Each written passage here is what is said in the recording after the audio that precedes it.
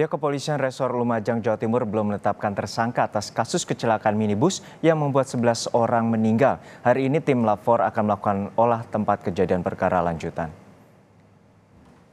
Pasca kecelakaan yang terjadi pada Minggu malam, sisa bangkai kendaraan yang ringsek masih belum dipindahkan. Polisi saat ini belum memastikan penyebab kecelakaan. Dugaan awal kecelakaan terjadi akibat tidak adanya palang pintu dan minimnya penerangan jalan. Tim Lapor Polda Jawa Timur menurut rencana akan melakukan olah TKP lanjutan.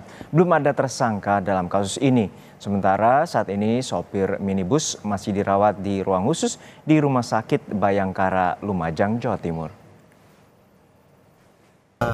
Belum menetapkan status, masih sebagai saksi dan supir juga masih dalam kondisi trauma, tetapi yang bersangkutan sudah kita lakukan perawatan khusus supir di Rumah Sakit Bayangkara, Lumajang.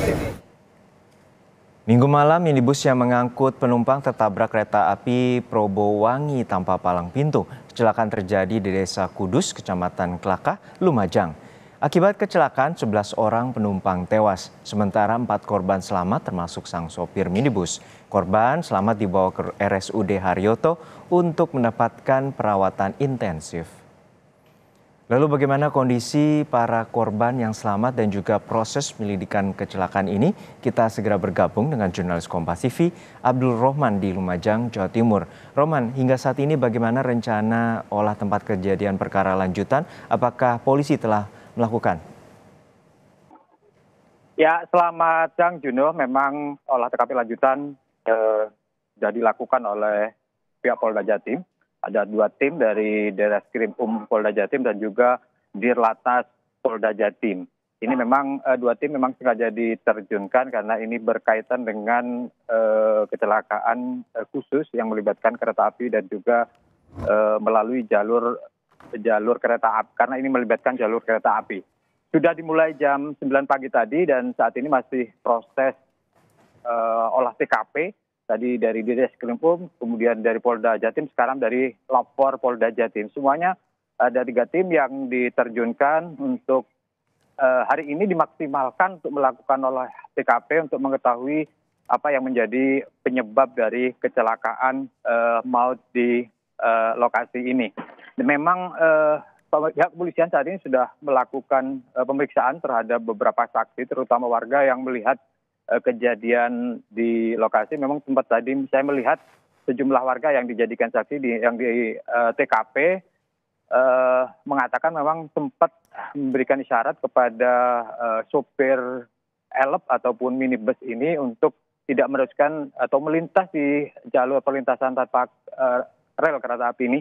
Dan memang untuk sopir tidak mendengar dan juga karena memang kondisi di lokasi ini tidak terlihat, dalam artian lampu tidak hidup karena memang sudah lama untuk solar panel di sini tidak hidup dan juga tidak ada palang pintu. Begitu Juno. Ya, hingga saat ini ada 4 korban selamat termasuk sopir dari bus travel. Lalu bagaimana hingga saat ini kondisi para korban? Ya, memang betul sekali Juno. Untuk 4 korban selamat saat ini sudah dilakukan perawatan secara intensif di 2 rumah sakit, yakni di Rumah Sakit Dr. Haryoto Lumajang dan Rumah Sakit Bayangkara. Untuk 3 orang penumpang yang saat ini sudah dibawa ke ruang ICU karena memang kondisinya sangat-sangat memprihatinkan karena mengalami cedera yang cukup serius dan perlu mendapatkan pelayanan khusus di ruang ICU. Sementara untuk 1 orang sopir saat ini sudah dipindahkan ke Rumah Sakit Bayangkara. Dan pihak kepolisian sendiri saat ini masih belum bisa untuk meminta keterangan terhadap sopir karena saat ini masih sulit untuk diminta keterangan karena kondisi kesehatannya juga masih cukup memprihatinkan juga. Nah, kapan diperiksanya tentu pihak kepolisian akan menunggu sampai sopir ini betul-betul sembuh dan bisa dimintai keterangan terkait dengan kasus kecelakaan maut yang terjadi di Klakah ini. Dan informasi yang kami dapatkan dari pihak kepolisian memang sejumlah saksi sudah dimintai keterangan, 4 orang saksi sudah dimintai keterangan, pun juga nanti dari pihak kereta api ataupun masinis nanti juga akan dimintai keterangan untuk melengkapi proses penyelidikan yang dilakukan oleh pihak kepolisian Resort Lumajang maupun yang di-backup oleh Polda Jawa Timur. Begitu, Juno.